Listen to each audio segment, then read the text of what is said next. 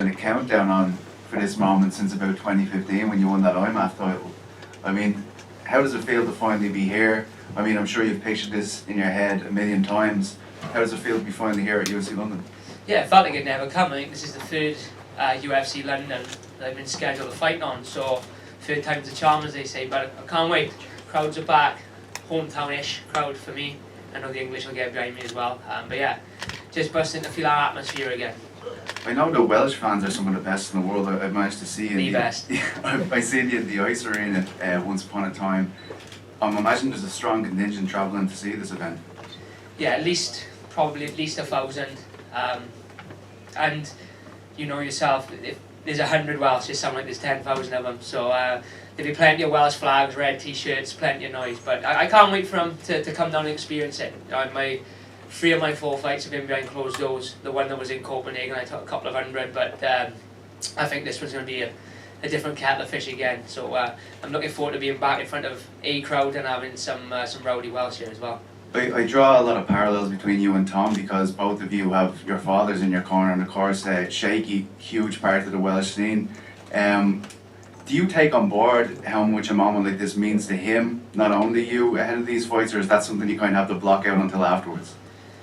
Yeah, I mean afterwards it's more of I sit back and look at it and you know, there's pictures floating about. I was a chubby little teenager at one point, so there's probably plenty of people in Appley town that didn't think, you know, me and him would be fighting in front of 20,000 and at the O2 Arena.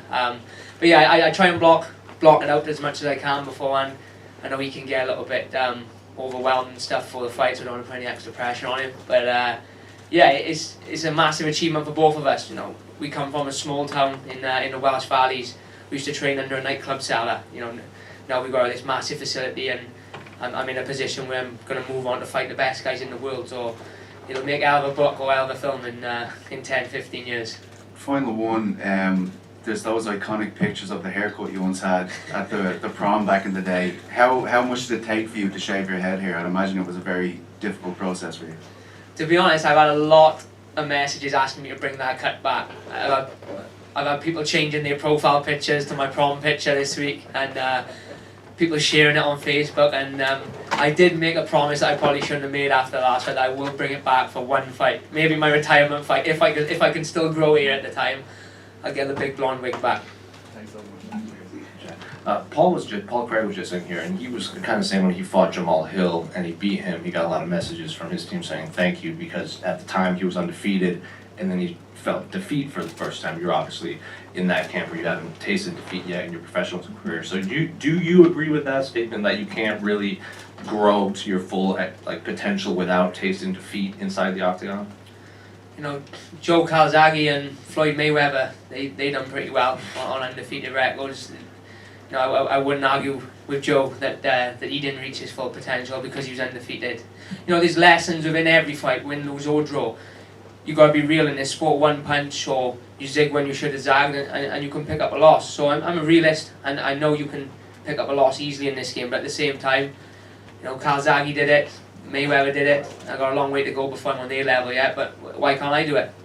Then your opponent, obviously high-level grappler too, doesn't have a lot of submission victories, but yeah, I believe he's also a master in Sambo and all that kind of stuff over in Russia. So how would you compare your MMA grappling inside the octagon? I think my MMA grappling is arguably some of it, or if not the best in the world. I don't think there's many, especially in the division, that mix in their ground and pound how I do. You know, I've come up from 10 years of age, and every grappling technique or session I've been involved in, there's always been that background thought of, we got to make this relevant for MMA, whether you're on the back or on top. So, you know, as good as he is, and he is a very good grappler, I'm sure you don't just get a master of combat in Sambo or whatever it's called, you know, if you're a scrub. So he's obviously very good, but I just feel like, you know, that area of my game is elite level, and if he does want to mix on the ground, then I think, you know, I'll be able to show that to everyone. And finally, did you ever get an explanation why Umar pulled out of your initial booking, Umar Nurmagomedov? We just got told that he couldn't make it into London. You know, it was all within one text. I had a text to say, Umar's out, he can't get to London, you're fighting Valiev. So, you know, we are. I was like, alright, just send me another contract then. Jab just at the back here. You know, in your last fight, you had to go through changes of opponents. So when you heard that Umar was out of this one, what was your reaction? It wasn't so bad with this one because it wasn't 10 days before like a lot of the others. I mean, we hadn't even started camp at this stage, so it was a little bit here we go again. But thankfully Timur is even with all that's going on in the world, has managed to obviously get over here, and it's fight week now. I hope that's wood, touch wood, he doesn't pull out, and I get to fight a guy who was scheduled to fight from 10 weeks ago. But I'm sure me and Umar will meet down the line. Both undefeated, both look like we're on our way to the top. So it'll happen at some point. It'll just be a bigger fight, maybe a main event in Wales or Russia. Who knows? How do you compare the two matchups? I think they're very different. Umar's obviously a very strong grappler. He's got that Khabib mauling style. No doubt Timur can obviously grapple, but I think he prefers to stand and strike. The camp he comes from, you see that similar style with a lot of the guys over there. So they're both very good, but they're both very different. You couldn't game plan for one the same as the other. They're very different. And having to switch up opponents, kind of getting used to that, has that taught you anything about yourself? Yeah, it's taught me that I can't mentally be broken by external factors. I've had guys pull out on 5 days' notice. I've had opponent changes in cage wars at 1 day's notice, and even back to my pro debut, I had a change of opponent the morning of the fight. So I know I'm very mentally strong, and it's just taught me to sort of focus on myself in fight camp. You gotta know your opponent's strengths or weaknesses, but you focus too much on one guy and they pull the rug from under you at the last minute, then it's no good. So as much as I'm aware of what he does well, I just focus on myself and getting better and being in the best condition and the best technically that I can be. And how do you see this fight going down? As long as we're both in there, I think from the minute it starts to the minute it finishes, it's going to be fast, explosive. He brings the fight, I'm going to bring the fight to him. But ultimately, I want to put him away. I've had 2 decisions in my last 2 fights, and I don't like to be known as a guy who wins by decision. I want to put him away, and I'm sure he wants to put me away as well. So this goal and makings of a good one, that's for sure. Jack? Sorry. I was just going to say, obviously, you and Corey, both Welsh fighters on this card. Would it mean a lot for you to be able to, you both take away the victories on Saturday and bring the UFC to Wales? Yeah, look, the more success every Welsh fighter has, the more chance we got of convincing Dana to find us a venue in Wales. So me and Corey get 2 big wins here. You got Mason on the roster. You got a handful of guys now who are on their way through that could possibly be in the UFC within the next 12 to 18 months. So the more of us, the better, and obviously the more success we have, the more chance. So yeah, of course I'm rooting for Corey as well. Big win from both of us. Who knows, 12 months, maybe we can pull him down to the mortal point or something like that. Hey Jack, how you doing, bro? Well, good, Abs, how are you? Good to see you in the media room. We made it, baby.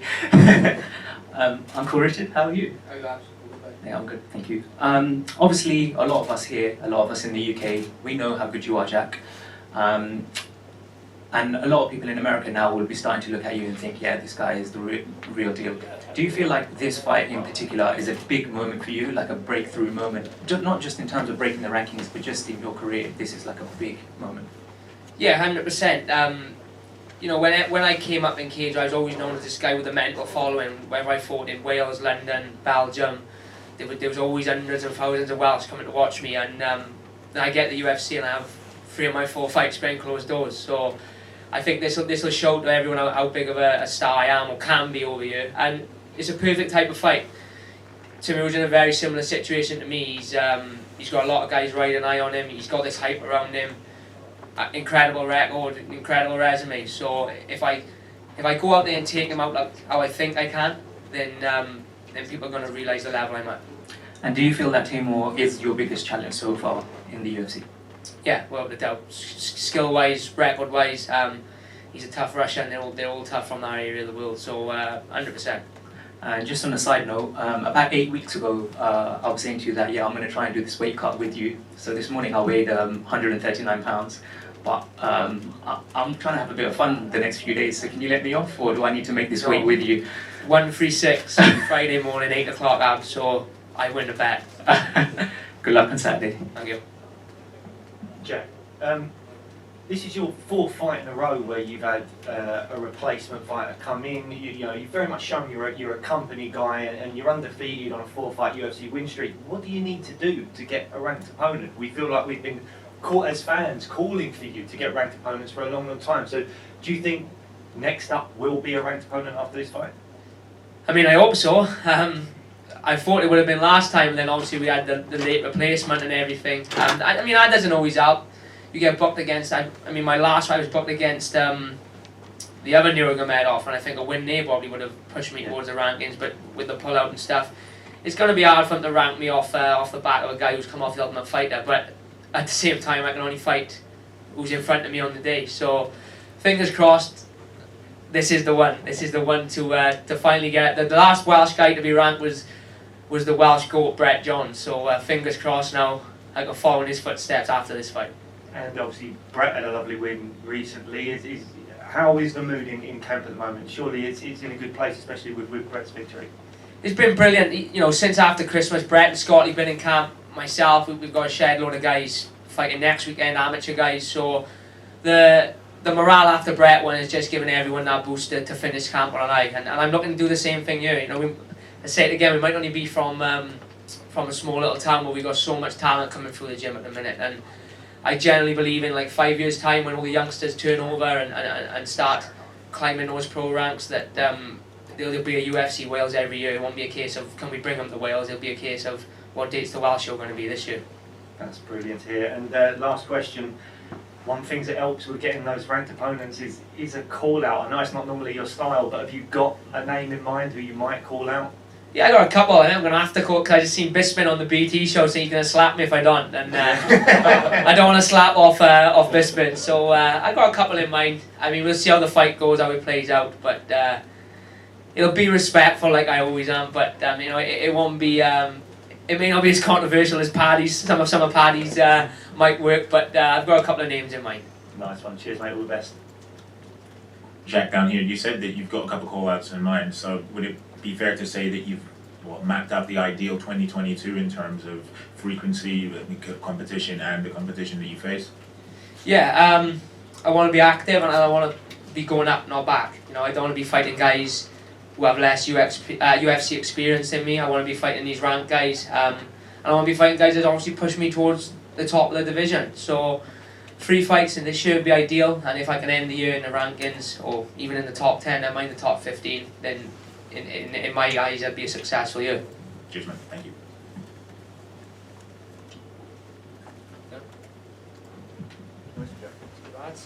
Thank you, ladies.